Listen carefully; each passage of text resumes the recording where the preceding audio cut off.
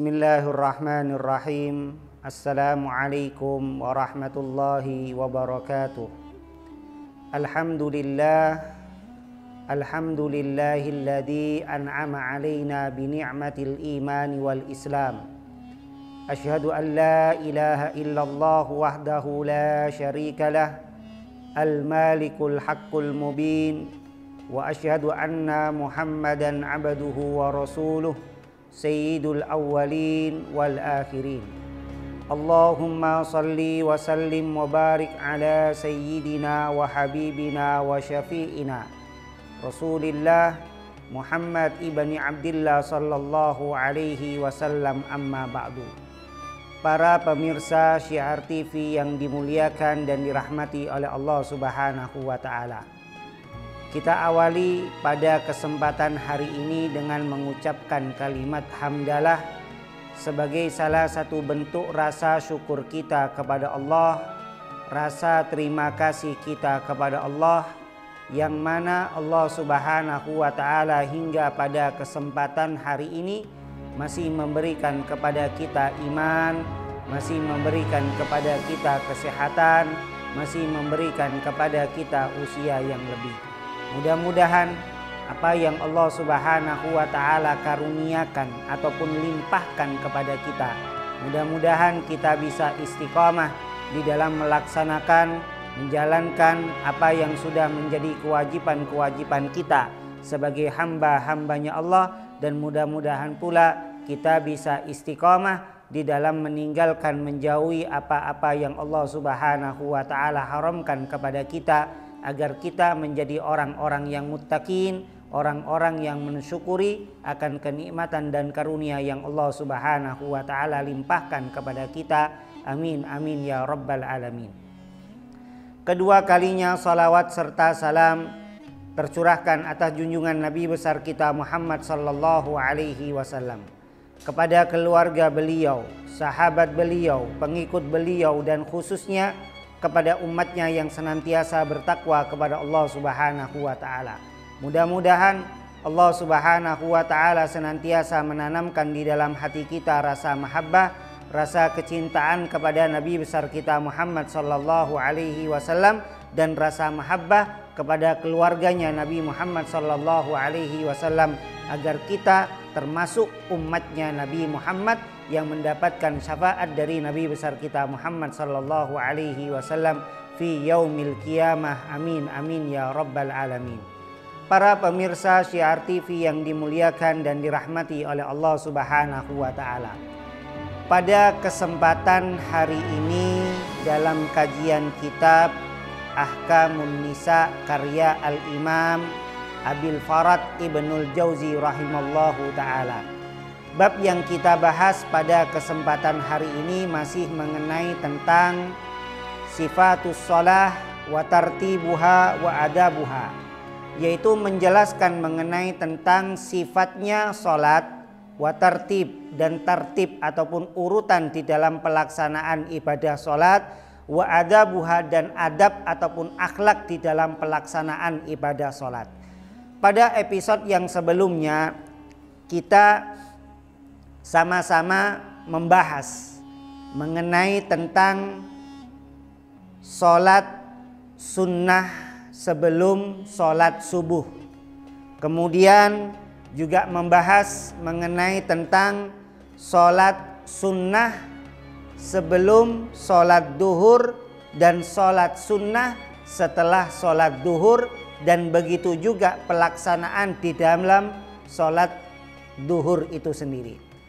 Kemudian dilanjutkan pada pertemuan yang sebelumnya juga membahas mengenai tentang sholat asar, dan begitu juga hal-hal yang disunnahkan di dalam pelaksanaan ibadah sholat sunnah sebelum melaksanakan ibadah sholat asar. Para pemirsa Syiar TV yang dimuliakan dan dirahmati oleh Allah Subhanahu wa taala. Lalu Al-Imam Abil Farad Ibnul Jauzi rahimallahu ta'ala, beliau melanjutkan dalam kitabnya, yaitu kitab Ahkamun Nisa. Di sini beliau mengatakan wa fardul maghribi, dan melaksanakan ibadah sholat maghrib salasa rakaat, yaitu sebanyak 3 rakaat. Sebagaimana yang kita ketahui bersama bahwasanya pelaksanaan ibadah sholat maghrib itu startnya kapan? Pada saat ghurubus syams, pada saat matahari itu sudah tenggelam keseluruhan. Jadi kamal, yaitu sempurna. Tidak boleh seseorang tersebut itu melaksanakan ibadah sholat maghrib tatkala matahari itu belum tenggelam sempurna ataupun hanya tenggelam separuh. Maka tidak diperkenankan. Kenapa? Karena waktu sholat maghrib itu belum masuk. Tetapi ketika seseorang tersebut itu sudah mengetahui dan melihat dan meyakini bahwasanya matahari itu sudah tenggelam dalam kesempurnaannya, maka seseorang tersebut itu diperbolehkan untuk melaksanakan ibadah sholat maghrib. Sebagaimana yang kita ketahui bersama bahwasanya ibadah sholat maghrib itu jumlahnya sebanyak 3 rakaat. Dan ibadah sholat maghrib itu tidak diperkenankan ataupun tidak diperbolehkan untuk dikosor, sama halnya dengan ibadah sholat subuh. Jadi sholat 5 waktu yang tidak boleh dikosor, dan ini sudah disepakati oleh para ulama Asy-Syafi'iyah dan para ulama lintas madhab bahwasanya sholat yang tidak boleh dikosor di dalam sholat 5 waktu itu ada 2. Yang pertama adalah sholat subuh, kemudian yang kedua adalah sholat maghrib. Lantas apakah sholat maghrib itu boleh dijamak? Boleh. Boleh dijamak takdim, boleh dijamak takhir. Tetapi di dalam pelaksanaan jamak itu sendiri tidak diperkenankan untuk dikosor, baik itu jamak takdim ataupun jamak takhir. Para pemirsa Syiar TV yang dimuliakan dan dirahmati oleh Allah Subhanahu wa taala. Lalu beliau melanjutkan wa sunnatuha rakaatani. Wa sunnatuha rakaatani, dan disunnahkan di dalam pelaksanaan ibadah sholat maghrib rakaatani itu melaksanakan ibadah sholat sunnah sebanyak 2 rakaat. Sebanyak 2 rakaat.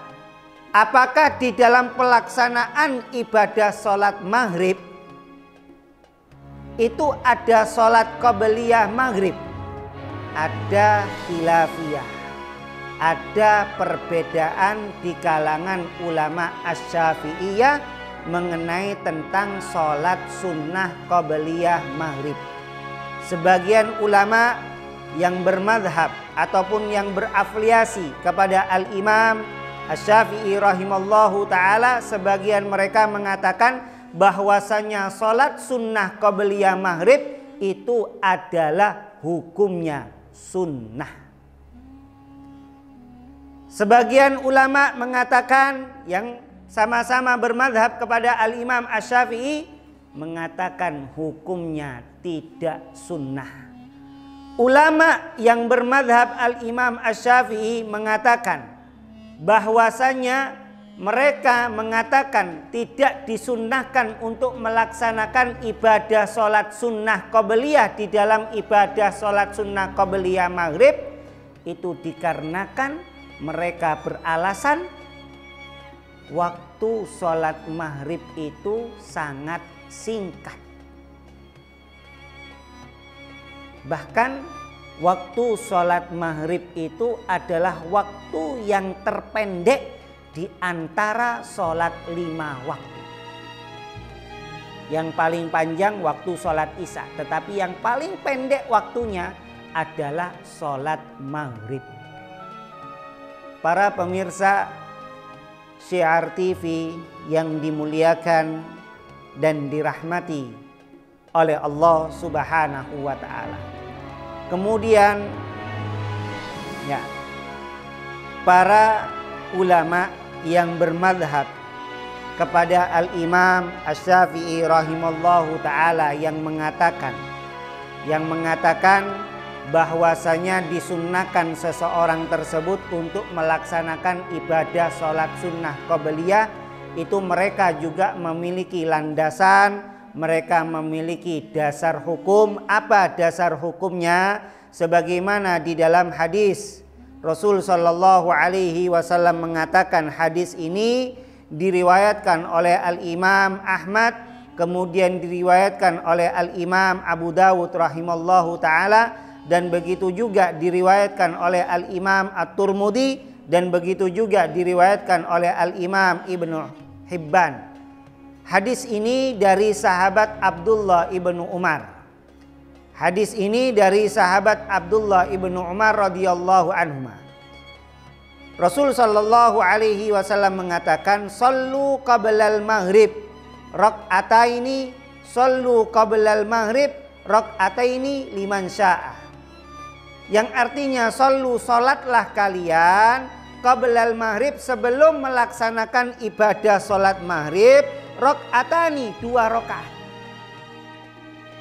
Jadi kalimat shallu itu adalah kalimat anjuran yang sifatnya itu dianjurkan bagi umat Islam tatkala seseorang tersebut itu sebelum menunaikan ibadah sholat maghrib itu disunnahkan untuk melaksanakan sholat sunnah sebanyak 2 rakaat.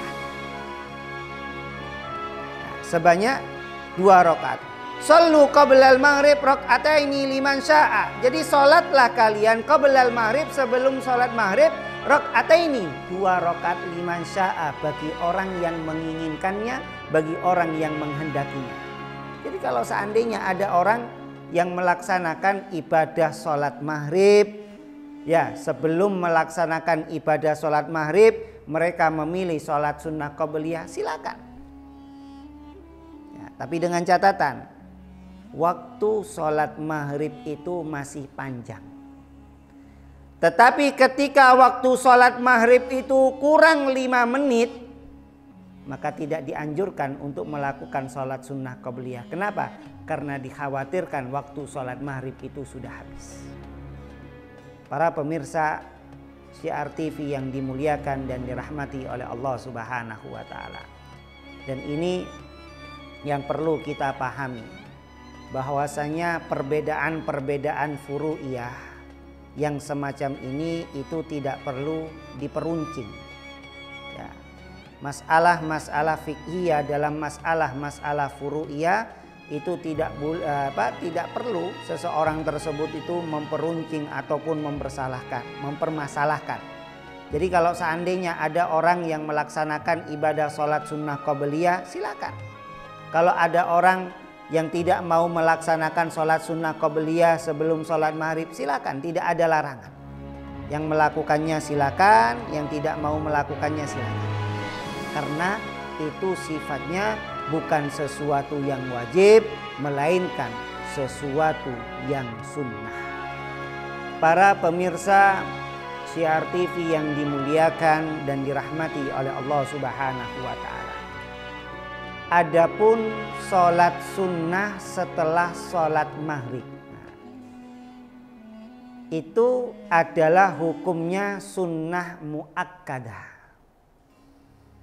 Kalau yang pertama qabliyah itu sunnah saja, ghairu muakkad, dan itu disepakati oleh para ulama Asy-Syafi'iyah. Jadi kalau mau melakukannya silakan, kalau tidak mau melakukannya silakan.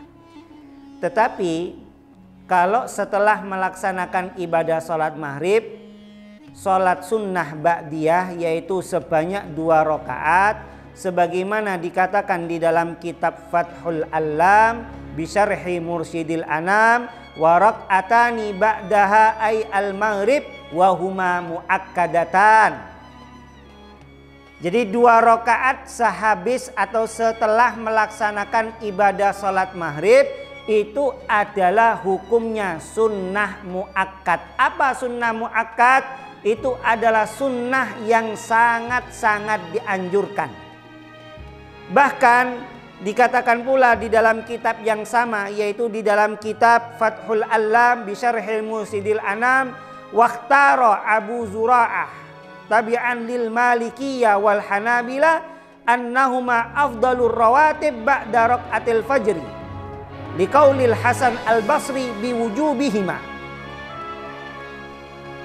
Bahkan di kalangan ulama Malikiyah dan di kalangan ulama Ahmad bin Hambal, termasuk al-musannif, yaitu yang mengarang kitab Ahkamun Nisa, yaitu al-Imam Abil Farad Ibnul Jauzi rahimallahu ta'ala, yang mana kebetulan beliau adalah seorang ulama yang bermadhab kepada al-Imam Ahmad bin Hambal.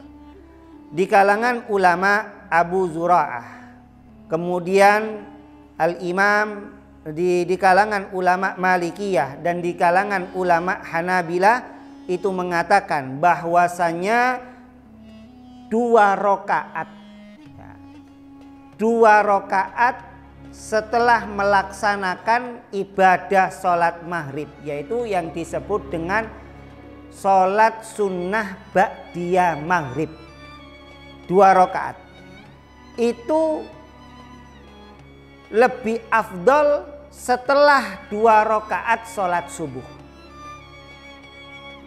Sebelum sholat subuh, 2 rakaat sebelum sholat subuh.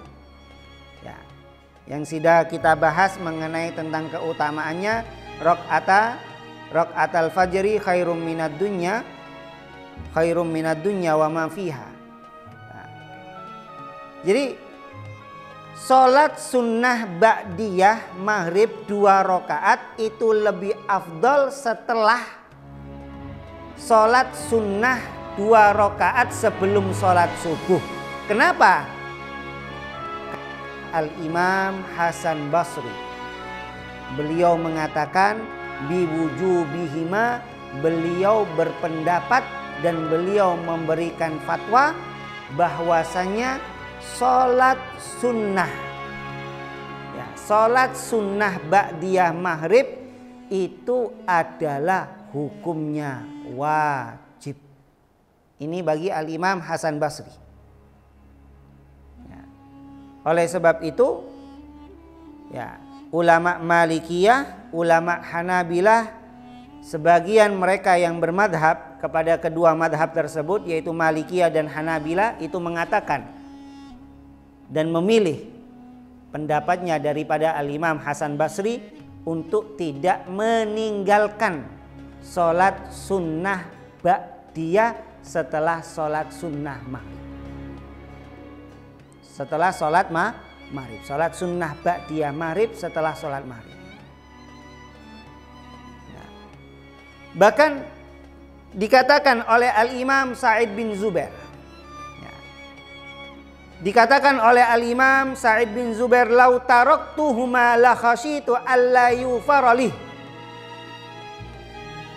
Al-Imam Sa'id bin Zubair, beliau mengatakan, seandainya aku meninggalkan ibadah sholat sunnah ba'diyah 2 rakaat, alla yufarali, niscaya aku tidak mendapatkan ampunan dari Allah Subhanahu wa ta'ala, yang mana ini menunjukkan kepada kita bahwasannya fadilah ataupun keutamaan daripada sholat sunnah ba'diyah maghrib itu sangat-sangat luar biasa. Oleh sebab itu, jangan sampai kita sia-siakan kesempatan yang Allah Subhanahu wa ta'ala berikan kepada kita sebagai umatnya Nabi Muhammad sallallahu alaihi wasallam. Ya. Jangan sampai ya terdoktrin ya di dalam pikiran kita bahwasanya mencari pahala itu susah, mencari pahala itu mudah, bahkan gratis, tergantung daripada kemauan kita. Ya, di antaranya adalah sholat sunnah ba'diyah maghrib sebanyak 2 rakaat. para pemirsa Syiar TV yang dimuliakan dan dirahmati oleh Allah Subhanahu wa taala. Ya. Di dalam hadis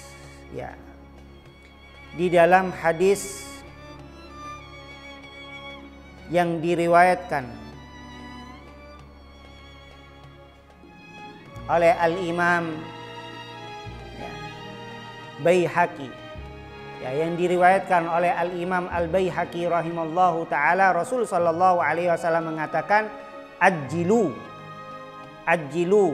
bergegaslah atau percepatlah, rakaataini, melaksanakan ibadah sholat sunnah sebanyak 2 rakaat ba'dal maghribi, setelah usai sholat maghrib, liturfa'a ma'al amal, niscaya pada saat itu amalan kita, amaliyah kita itu diangkat oleh Allah Subhanahu wa taala.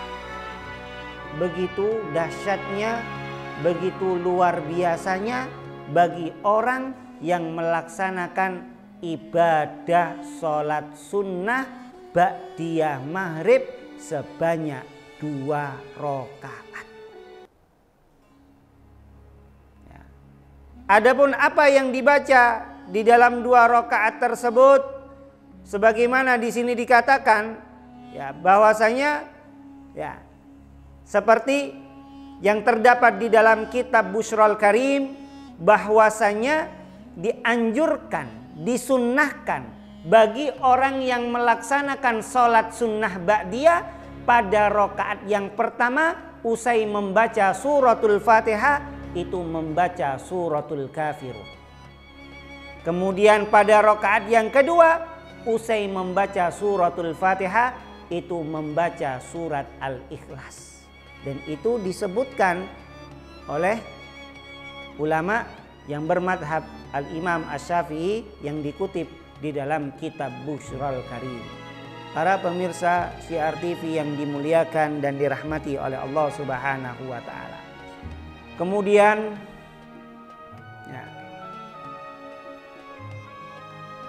beliau mengatakan, wa awwalu waktiha, dan awal waktunya masuk waktu sholat maghrib idza ghabati syams, jikalau matahari ini sudah tenggelam.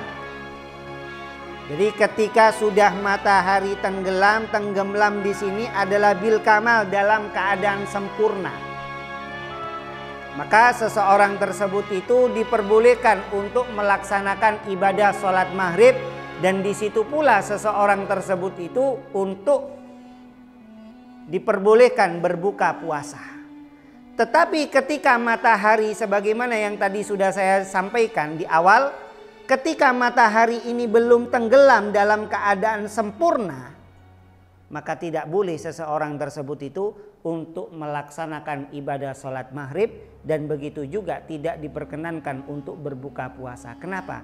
Karena belum masuk waktu sholat maghrib. Para pemirsa Syiar TV yang dimuliakan dan dirahmati oleh Allah Subhanahu wa taala. Wa akhiru waktiha, dan akhir waktu sholat maghrib. Jadi finishnya kapan?